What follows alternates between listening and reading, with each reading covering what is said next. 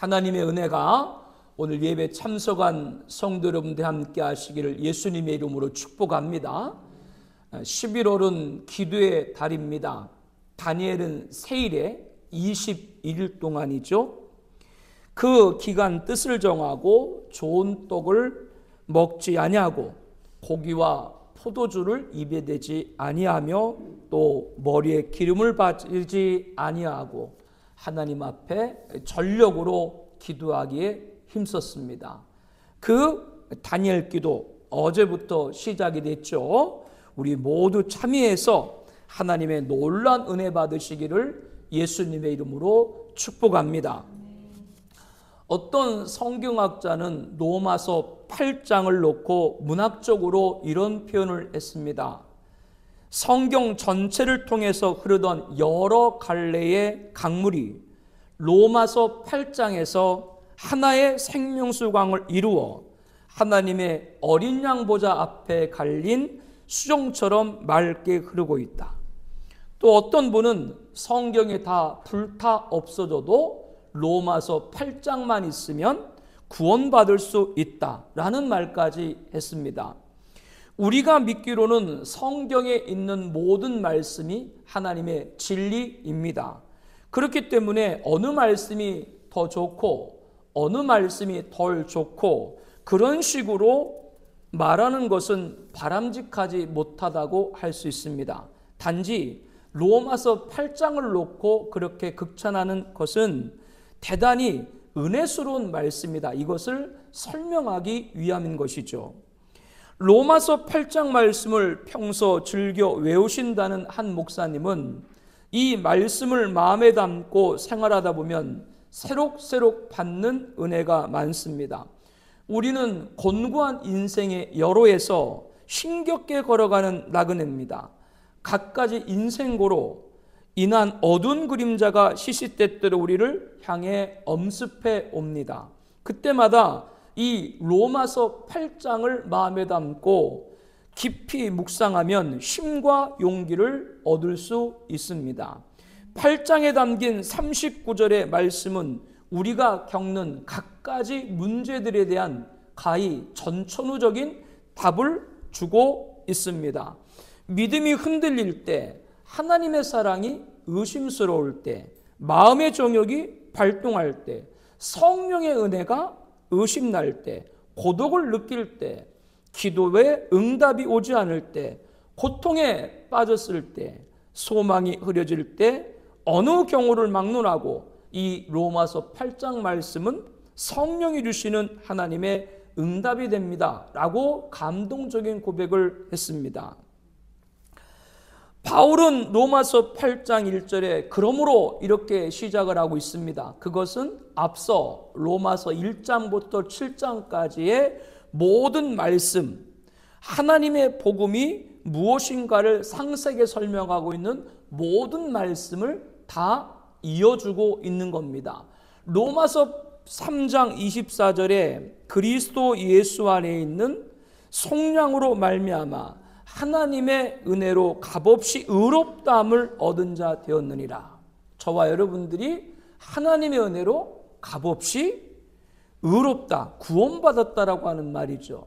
로마서 5장 1절에는 그러므로 우리가 믿음으로 의롭다 하심을 받았으니 주 예수 그리스도로 말미암아 하나님과 화평을 누리자. 우리가 믿음으로 의롭다, 구원을 얻었다는 말씀입니다. 이것이 복음의 핵심이죠.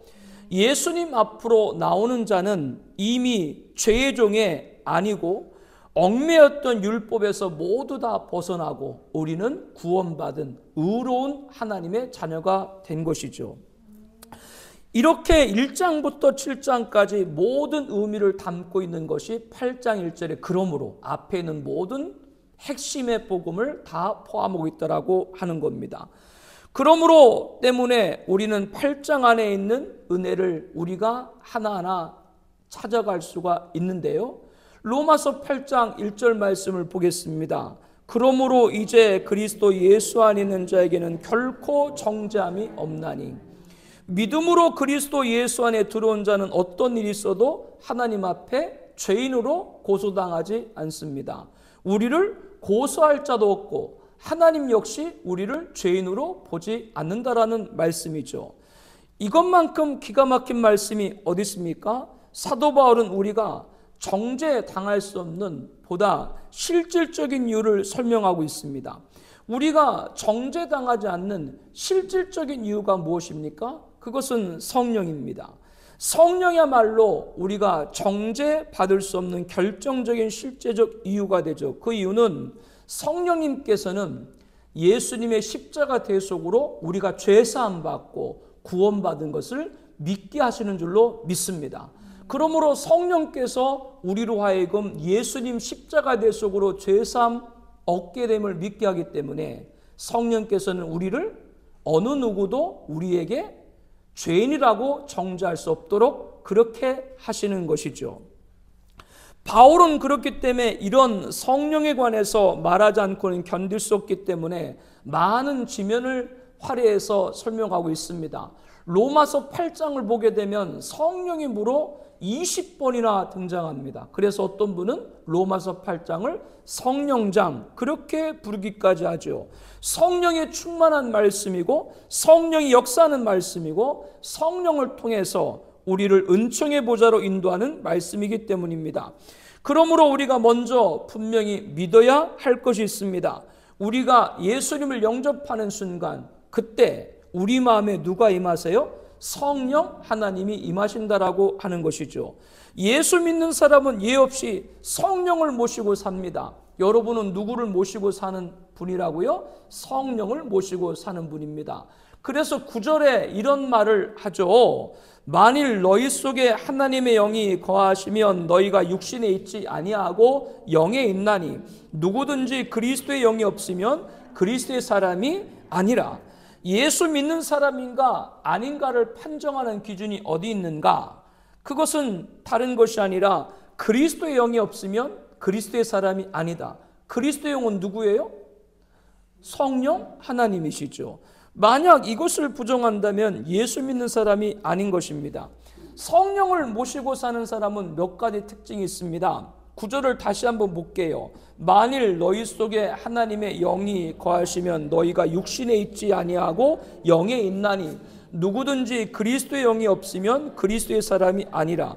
성령을 모시고 사는 사람의 특징, 이 말씀에 보니까 어떤 것을 우리에게 가르쳐주고 있습니까? 육신에 거하지 않는다. 성령의 사람은 어디에 거하지 않아요?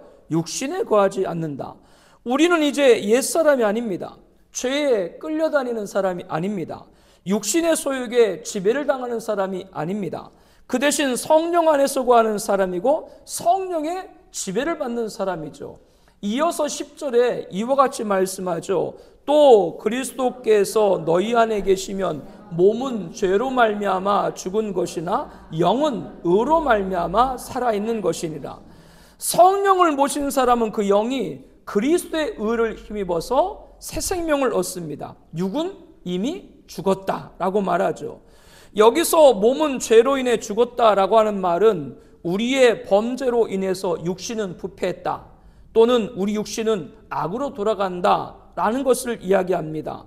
그러므로 성령을 모신 사람은 썩을 몸을 의지하지 않습니다. 즉 육체 욕심을 따라 살아가지 않는다 그 말이에요. 우리는 영의 사람입니다. 11절에 보니까 예수를 죽은 자 가운데 살리신 이의 영이 너희 안에 거하시면 그리스도 예수를 죽은 자 가운데 살리신 이가 너희 안에 거하시는 그 영으로 말미암아 너희 죽을 몸도 살리시리라. 예수님이 십자가에 죽으셨지만 성령께서 그를 살리시고 그렇기 때문에 저와 여러분도 예수님 믿으면 성령께서 우리 안에 계시기 때문에 우리들은 육신의 생각을 쫓지 아니하고 영의 생각을 따르는 사람이 된다라고 하는 것이죠. 그래서 우리 안에는 성령이 그리고 하나님이 거하시면 이렇게 말씀하고 있는 겁니다. 비록 우리 몸이 죄로 인해서 썩어서 흙으로 돌아간다고 할지라도 예수 그리스도를 죽음에서 살리신 하나님께서 정하신 날 예수님이 재림하시고 이 세상의 모든 죄악을 이 세상을 다 멸하시고 에덴의 복인 천년왕국을 조성하시고 그 나라의 영광을 하나님께 올려드리고 신보자 심판에서 저와 여러분들이 다시 영화로운 몸, 이 몸도 영화로운 몸으로 있게 될 줄로 확신합니다. 이렇게 성령 받은 사람은 이러한 보증을 갖게 되는 것이죠. 우리는 육신에 있지 않습니다. 우리 몸은 죄로 인해 죽었습니다. 그런데 그 죄로 인해 죽은 이 몸마저도 하나님이 정하신 날 우리를 살리신다라고 하는 것이죠. 이것을 믿게 하는 분이 누구예요? 성령님인 거예요. 성령님이 그것을 우리에게 믿게 하는 것이죠. 이렇게 성령을 모시고 사는 사람은 육신에 거하지 않는 거예요. 그리고 성령께서는 우리들에게 또 하나 가르쳐주고 계신 것이 있습니다. 그것은 뭐냐면 지금 예수님께서는 부활 승천하셔서 하나님 보좌 우편에 계시죠. 그 예수님이 오늘 우리 가운데 어떻게 계시나요? 다른 것이 아니라 예수님께서는 영으로 우리 안에 거하시는 줄로 믿습니다. 그것을 믿게 하는 것이 누구라고요? 바로 성령 하나님이신 것이죠. 그래서 로마서 8장에 있는 말씀을 9절부터 10절, 11절까지 쭉 보다 보면은 성령님을 하나님의 영으로 말했다가 성령님을 또 그리스도의 영으로 얘기했다가 성령님을 또 그리스도다 이렇게도 얘기합니다. 그것은 각각 다른 것이 아니라 여러분이 아는 것처럼 성부 하나님, 성자 예수님, 성령 하나님. 그렇기 때문에 성령은 뭐요? 하나님의 영도 되는 것이고 성령은 또 누구요? 예수님의 영도 되는 것이고 또한 예수님은 자기와 같은 보혜사를 보내주기로 했기 때문에 그분이 누구세요? 성령님이기 때문에 예수님은 곧 누구예요? 바로 성령님이다. 그렇게 말해도 틀린 말이 아니라고 하는 겁니다. 사이비 이단은 자신이 보혜사다 이렇게 주장하는 사람이 있는데 그것은 그렇지 않습니다. 보혜사는 어떤 분이 보혜사예요? 예수님께서 십자가에 죽으시기 전에 우리에게 약속하신 내가 가면 너희에게 누구? 아버지께 너희들에게 약속의 성령 보혜사를 보내주시겠다. 그 성령님만이 우리에게 보혜사가 되는 줄로 믿습니다. 이렇게 성령은 그리스도의 영, 예수님의 영이 우리 안에 거하시다고 하는 걸 확실히 믿게 하는 것이죠. 그러므로 우리는 우리 안에 그리스도께서 계신다, 성령께서 계신다. 이 모든 것이 뭐요? 동일한 말씀이라고 하는 겁니다. 그러므로 성령을 모시는 자는 살아계신 예수님을 모시고 사는 것과 같은 것이죠. 우리는 예수님을 찾아다닐 필요가 없습니다. 그분을 하늘에서 내려오게 하여서 우리와 함께 계시도록 요청할 필요도 없습니다. 왜냐하면 성령님을 통해서 예수님은 오늘 또 우리와 항상 함께 계시기 때문인 것이죠. 우리 안에 예수님은 항상 계셔서 항상 흘러넘치는 은혜로 우리를 가득 채우시는 분인 줄로 확신합니다. 우리는 그분이 우리 안에 계심을 믿기만 하면 되는 것이죠. 이것은 우리가 감성이면 안 돼요. 이것은 감성이 아니라 실제적인 사실로 받아들여야 됩니다. 신앙생활을 힐링, 감정으로 하려면 안 돼요. 우리는 팩트예요.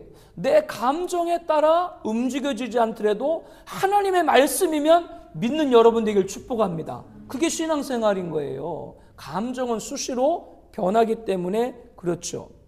그런데 오늘 우리가 예배 가운데 찬송가 289장을 하나님 앞에 드렸죠. 주 예수님 내 맘에 오사 날 편하여 주시고 이 찬송이 아닌데? 주 예수 내 맘에 들어와 계신 후 변하여 새 사람 되고 주 예수 내 맘에 오심 주 예수 내 맘에 오심 찬송했죠? 내가 틀리니까 그렇게 좋아요? 하도 사람들이 나보고 빈틈이 없다 그래서 한번 틀려봤어 일부러. 왜? 빈틈 없다며요. 그런데 설교 앞에 불렀던 찬송가는 286장이었죠. 거기에는 뭐라고 그랬어요? 주 예수님 내 맘에 오사 날 붙들어 주시고 사랑의 주 내 맘에 찾아오사 내 모든 죄 사하시고 내 마음 고치소서. 예민한 사람은 차이를 금방 느낄 거예요. 아니, 앞에서는 주 예수님 내 마음에 들어와, 이렇게 예수님 들어왔다라고 찬송을 하고, 뒤에서는 주 예수님 내 마음에 들어와 주옵소서, 이렇게 찬송을 하잖아요. 제가 앞서 말씀드릴 때 우리는 예수님 믿는 순간 성령님이 우리 안에 있고, 그 성령님은 우리 마음 가운데 예수님을 영으로 우리 안에 계시를 믿게 한다. 이미 들어와 계시잖아요. 그러면 찬송가 286장은 틀린 건가요? 나는 그 찬송 부르지 않을게요, 이렇게 그것을 가지고 얘기하는 분들이 있을지도 모르겠습니다. 그렇게 말하는 게 잘못된 건 아니에요. 그렇다고 286장을 틀렸다라고 말하지 않기를 바랍니다. 왜냐하면 경우에 따라서는 예수님이 내 마음에 들어와 달라고 심리적으로 예수님 내 마음에 들어와 달라고 그렇게 요청하는 연약함이 우리에게 있을 수 있기 때문에 그렇습니다. 그러니까 286장 찬송가 빼달라 그렇게 말하면 안 돼요. 연약한 인간이기 때문에 이미 예수님 계신데도 불구하고 예수님 들어와 달라고 그렇게 말할 때도 있어요. 하나님은 그 모든 것을 다 이해하실 줄로 믿습니다. 이렇게 우리 마음속에 성령을 모심으로써 늘 예수님과 함께 살고 있으니 우리는 얼마나 행복한 사람입니까?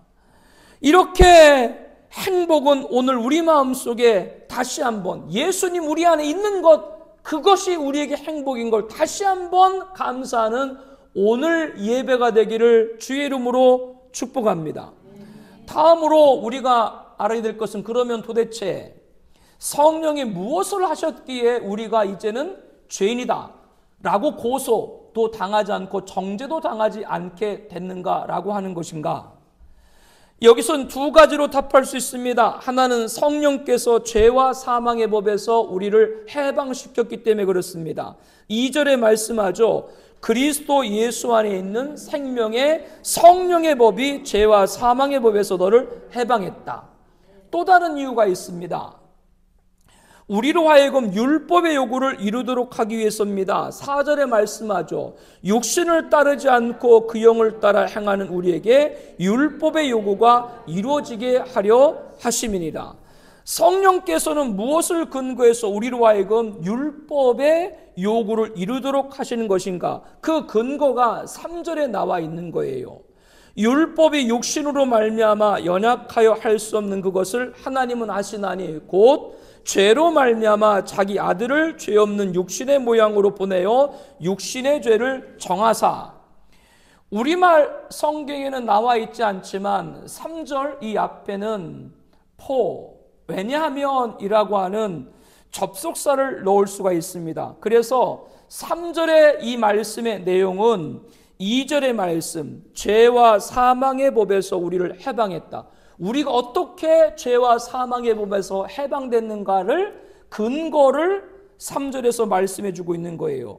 그리고 4절은 이 3절의 말씀, 우리가 율법의 요구대로 하나님이 원하시는 거룩한 삶을 살 수 있도록 그 목적을 설명하는 것으로 보면 이해가 쉽습니다. 3절을 다시 한번 볼게요. 율법이 육신으로 말미암아 연약하여 할 수 없는 그것을 하나님은 아시나니. 율법은 하나님이 주신 법입니다. 율법은 하나님의 거룩이 무엇이고 하나님의 의가 무엇이고 하나님의 선이 무엇인가를 알게 하는 거예요. 하나님은 이 율법을 통해서 우리에게 거룩한 삶을 요구하셨죠. 그런데 우리는 예수 믿기 이전에 육신의 부패성과 연약성 때문에 아무리 율법대로 거룩한 삶을 살려고 해도 살 수가 없었습니다. 우리 본성이 뭐기 때문에? 죄인이기 때문에. 그렇죠. 하나를 지키면 2개를 범하고 2개를 지키면 10개의 죄를 범하는 것이 우리 인간 처지예요. 하나님이 보실 때 도무지 가망이 없어요. 하나님이 하나님을 알도록 율법을 줬는데 율법을 이루고 지키고 그래서 하나님을 알 만한 인간이 없다, 그 얘기예요. 그래서 하나님은 다른 방도를 강구했는데 그것을 3절에 말씀하고 있는 거예요. 곧 죄로 말미암아 자기 아들을 죄 없는 육신의 모양으로 보내어 육신의 죄를 정하사, 하나님께서는 우리 죄를 사하시려고 예수 그리스도를 이 땅에 보내시고 그를 화목제물로 삼아서 십자가에 죽게 했습니다. 예수 그리스도가 우리 대신 십자가에서 율법의 모든 저주를 다 받으셨기 때문에 성령께서는 그 근거로 예수님이 우리가 지켜야 될 율법의 모든 요구를 지키지 못했기 때문에 예수님께서 우리 대신 율법의 모든 요구, 바로 십자가의 죽으심으로 모든 걸 사하셨기 때문에 그가 근거가 돼서 그 근거를 가지고 성령께서 우리를 죄와 사망 권세에서 해방했다, 이렇게 말씀을 하고 있는 겁니다. 더 나아가서 이제 우리가 죄와 사망에서 해방됐기 때문에 너희들은 새로운 삶을 살아라, 거룩한 삶을 살아라, 이렇게 목적을 말씀하고 있는 것이죠. 다시 말하면 성령님께서는 예수님이 우리를 위해 죽으셨죠. 예수님이 우리를 위해 죽으신 것이 바로 뭐예요? 우리를 위한 것이 되게 한 줄로 믿습니다. 이게 성령님이 하시는 일이에요. 예수님이 왜 죽으셨습니까? 우리를 죄와 사망의 법에서 해방시켜 죽으셨습니다. 성령은 그 일이 누구에게? 우리에게 일어나도록 하는 거라고 하는 것이죠. 예수님이 왜 죽으셨습니까? 율법의 요구를 다 이루시기 위해 죽으셨습니다. 성령은 그 일이 뭐요? 우리가 가능하도록, 우리가 했다는 것이 아니라 우리가 예수님 믿음으로 예수님이 율법의 모든 요구 이루신 것이 누구의 것? 우리의 것이 된 줄로 믿습니다. 그게 성령님이 하시는 일이에요. 그러면 좀 더 여러분에게 설명을 이어나가려고 합니다. 첫 번째로 성령은 우리를 죄와 사망의 몸에서 해방시킴으로 정죄당치 않게 하셨다고 말씀드렸습니다. 우리의 신분은 로마서 6장 6절에 말씀합니다. 우리가 알거니와 우리 옛사람이 예수와 함께 십자가에 못 박힌 것은 죄의 몸이 멸하여 다시는 우리가 죄에서 종노릇하지 아니하려 함이니, 예수님께서 십자가에 못 박히셨을 때 우리도 함께 못 박혔다. 그거를 누가? 성령님이 그렇게 인도를 해주시는 거예요. 이제 우리는 죄의 세력에서 벗어났다는 것을 분명하게 말씀하고 있습니다. 그리고 오늘 본문에 다시 한번 로마서 8장 2절에 말하죠. 이는 그리스도 예수 안에 있는 생명의 성령의 법이 죄와 사망의 법에서 너를 해방하였다 라고 다시 한번 성령이 그리스도 예수 안에서 우리를 죄와 사망에서 완전히 해방했다, 이렇게 반복하여 말씀하고 있습니다. 여러분, 이런 예를 들 수 있는데요. 죄수를 석방시키려면 판사가 석방서를 써줘야 되죠. 예수님이 십자가에 죽으시고 다 부활하신 것은 하나님이 내놓으신 석방서와 같습니다. 이제 예수 믿으면 죄와 사망의 법에서 다 해방했다, 이렇게 하나님이 석방서를 써줬어요. 성령께서는 그 석방서를 근거로 해가지고 죄와 사망에서 우리들을 이제 완전히 자유케 하셨다라고 하는 것이죠. 예수 그리스도의 십자가는 우리가 해방될 수 있는 모든 근거가 된 줄로 믿습니다. 성령은 그 일을 실제로 우리들에게 일어나도록 한 거예요. 만약에 예수님이 2000년 전에 죽으셨는데 그게 2000년 전에 죽은 것으로 끝난다면 우리와 아무 의미가 없죠. 2000년 전에 죽으셨지만 그것을 지금 누구에게? 우리에게 일어나도록 하는 것이 누구예요? 성령님이다라고 하는 것이죠. 너무나 귀한 은혜죠. 2000년 전에 예수님 십자가 못 박혔을 때 우리가 뭐 태어났나요? 그렇지 않았죠. 그럼에도 불구하고 예수님이 십자가에 못 박혔을 때 하나님은 그 십자가의 죽음에서 우리를 포함시켰다라고 하는 겁니다. 예수님이 죽으셨을 때 우리도 죽은 거예요. 드디어 우리가 세상에 태어났고 어떤 동기로 예수님을 믿게 됐습니다. 그때 우리 마음에 성령이 들어와서 자리를 잡으셨죠. 성령은 우리로 하여금 죄와 사망의 법에서 자유케 했습니다. 이것이 2000년 전에 있었던 일인데 그 2000년 전에 있었던 일을 성령께서 지금 누구의 일? 우리의 일어나도록, 우리의 일이 되도록 실제로 적용을 시켰다라고 하는 것이죠. 이게 성령님이 하시는 일이에요. 시간적으로 2000년 전 그 차이가 있지만 성령은 하나님이시기 때문에 시간과 공간을 초월하세요. 2000년 전에 그 놀라운 십자가의 대속, 만약에 그것을 믿지 않는다면 우리는 여전히 죄의 종의 죄의 노예로 살아가야 되는데, 마귀의 노예로 살아가야 되는데, 거기서 완전히 해방시키도록 지금 우리에게 그 십자가가 있게 하여 주신 것이죠. 우리를 해방시킨 성령께서 우리 안에 계시기 때문에 이와 같은 일이 가능한 겁니다.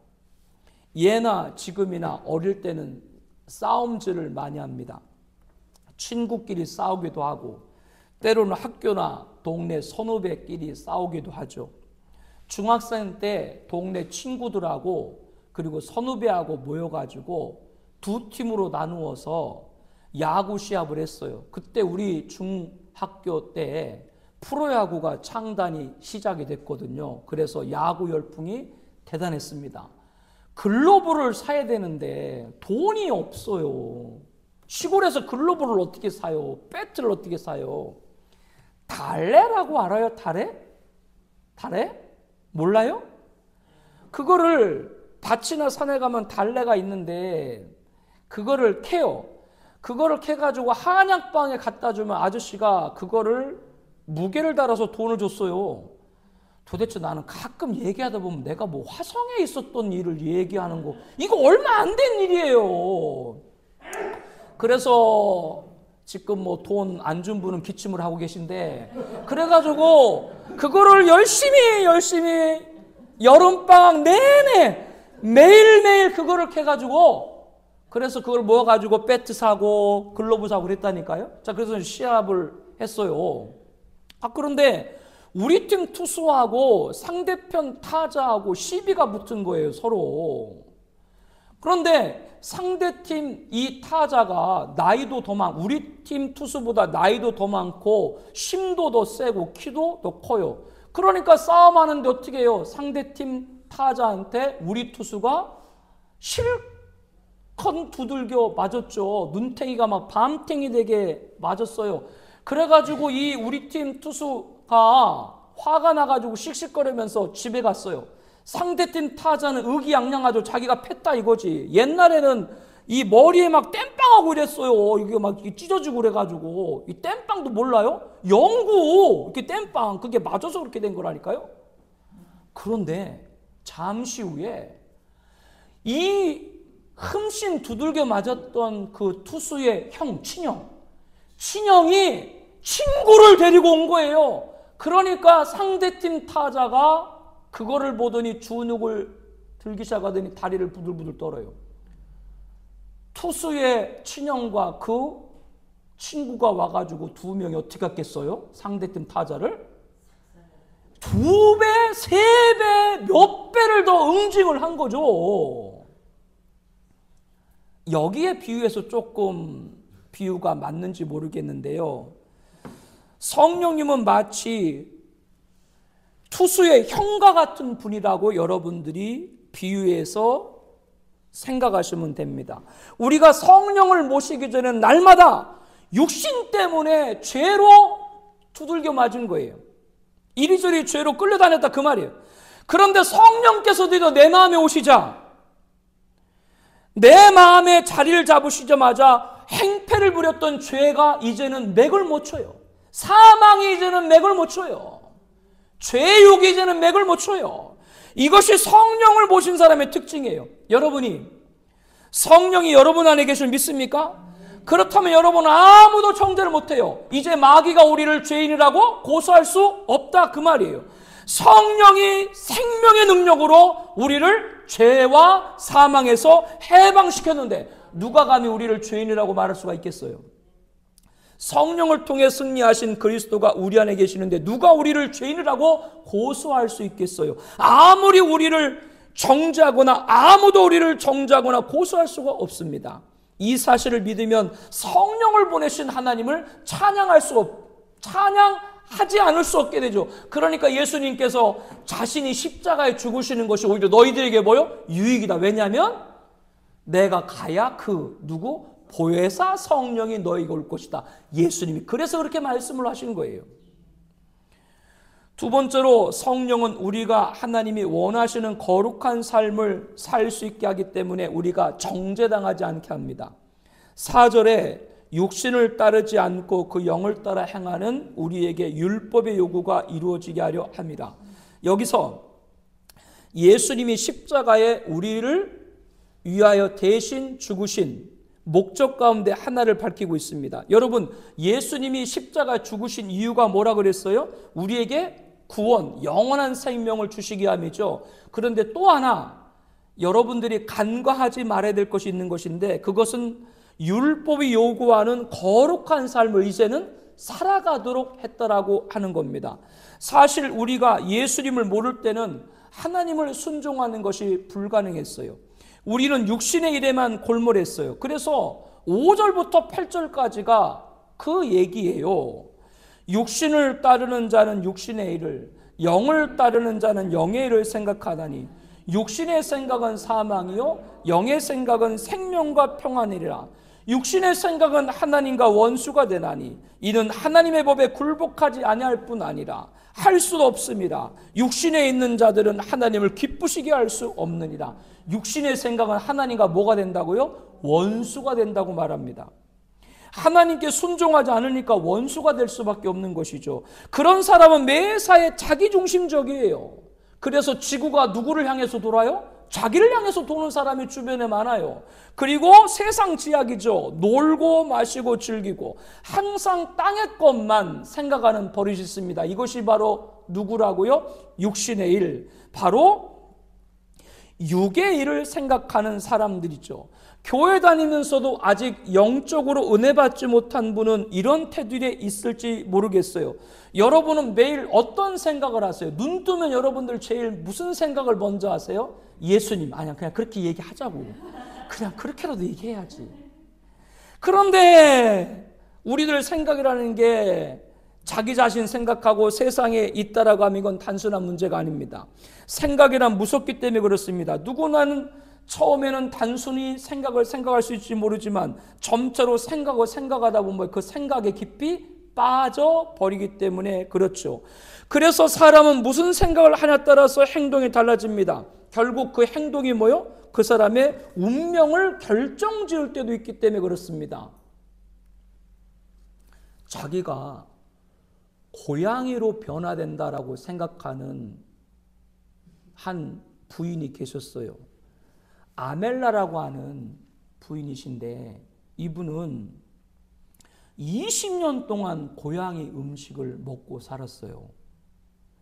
미국에는 오래전부터 애완동물용 개발된 식품이 다양하지 않습니까? 인스턴트로 만들어졌기 때문에 쉽게 마트에서 구하고 먹을 수 있죠.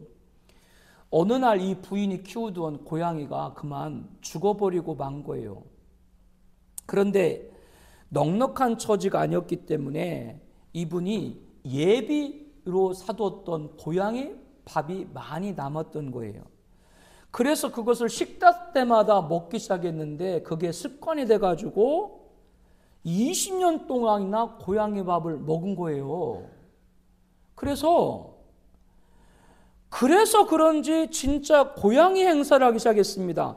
기분이 좋을 때는 고양이가 그러하듯이 어릉 소리를 내고 화가 날 때는 고양이가 하듯이 야옹 소리를 내고요. 경계하는 사람이 접근하면 고양이가 하듯이 이렇게 소리를 내는 것이죠. 그래서 그분 사진을 보면 그렇게 봐서 그런지 몰라도 진짜 고양이와 비슷하게 생기기도 했어요. 스스로 고향으로 생각하는 사람은 이렇게 고양이처럼 변할 수도 있는 것이죠. 생각이 그만큼 무섭습니다. 육신을 쫓는 사람의 특징은 밤낮 육신의 생각에 몰입해 있다라고 하는 것이죠. 에베소 2장 3절에 말씀합니다. 전에는 우리도 다 그 가운데, 전에는 우리가 예수 믿기 이전에는 우리도 다 그 가운데 우리 육체의 욕심을 따라 지내며 육체의 마음이 원하는 것을 하여 다를 같이 본질상 진노의 자녀였다. 우리가 전에는 그랬다라고 하는 거예요. 육신의 욕심을 따라 육체가 원하는 것만 추구하면 마귀가 이끄는 대로 생각하고 행동을 하게 되는 것이죠. 그러다 보면 나중에 그 모습이 마귀처럼 되어버리는 겁니다. 참 끔찍한 일들이 주변에 많이 있는데요. 2003년부터 2004년까지 20여 명을 살해한 유영철 연쇄 살인범이죠. 가장 많은 사람을 죽인 그런 살인범으로 기록되어 있는데요. 대한민국에서는 이 범죄를 유영철 등장 전과 후로 나눠요. 왜냐하면 유영철 등장 전에는 아예 사이코패스라는 개념이 우리나라에 없었어요. 그런데 그 이후에 사이코패스가 한국에 소개된 계기가 유영철 사건이죠. 그 이후로 4대 연쇄살인범으로 불리는 강호순, 이춘재, 조두순, 그 사람들이 마귀 아니면 뭐예요? 왜 그랬을까? 다른 게 아니라 밤낮 없이 무슨 생각만? 어떻게 하면 사람을 죽이고 유기해서 감쪽같이 속일 수 있을까?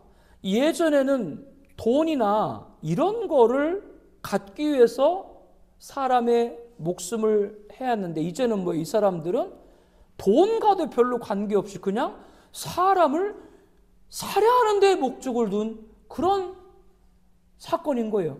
밤낮 그 생각만 했겠죠. 마귀가 아니면 그런 짓을 어떻게 할 수 있겠어요? 그러므로 육신의 생각은 하나님과 원수가 됩니다. 생각이 자기중심적이니까 하나님 명령에 순종할 수가 없습니다. 우리는 예수 믿고 성령의 사람이 됐습니다. 성령의 사람 육신을 따르지 않습니다. 성령은 우리 안에서 우리를 변화시킵니다. 어떻게 변화시키냐?